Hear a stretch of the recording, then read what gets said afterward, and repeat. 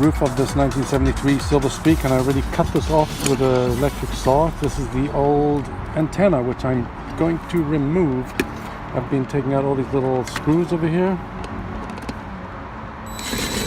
People might say, you know, leave the original antenna, it keeps it original, but why keep the antenna on when you're not going to be using it?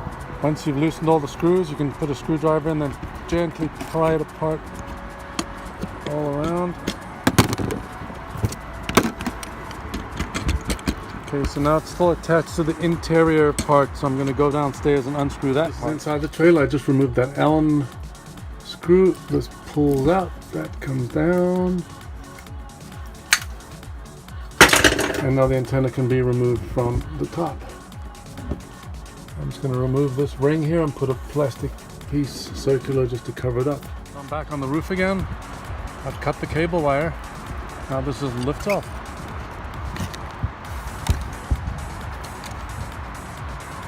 Now we just have a void over here where I'm going to get a piece of aluminum and I'm going to stick it right over. Okay, I got some thin aluminum sheets. I've cut out 12 inches by 10 inches and I'm going to cut it to size.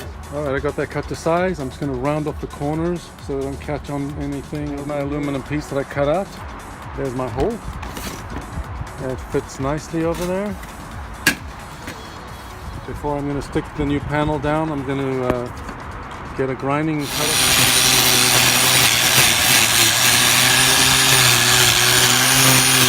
Alright, I got it pretty clean, nice and smooth. Just make sure there's no little bumps or ridges where water can leak in. We take my new aluminum piece, stick it over the space, make sure it all fits perfectly. Now I am applying some butyl tape, which stops the leak between the new aluminum patch and the original roof. So I've put 2 layers of butyl tape. Here's the final application of the last piece. And then you can see I've done it double height. Then we're going to flip that over. Look at my marks. We lay it down.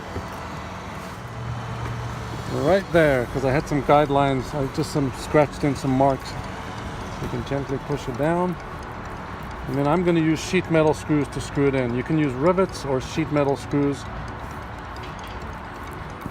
I do all the 4 corners first, and I also set the clutch to my drill at an easy setting so I don't overscrew into the aluminum.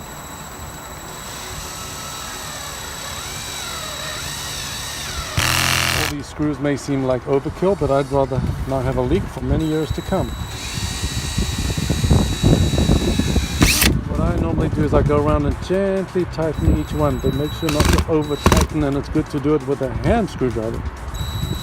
I'm just too lazy to climb down the ladder and get one. I'm going to take a screwdriver and get rid of the... And then the final step is some Dicor self-leveling sealant. I put a blob over each screw head.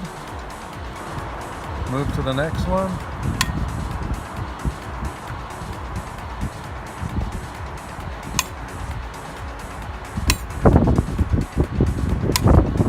There's the final product.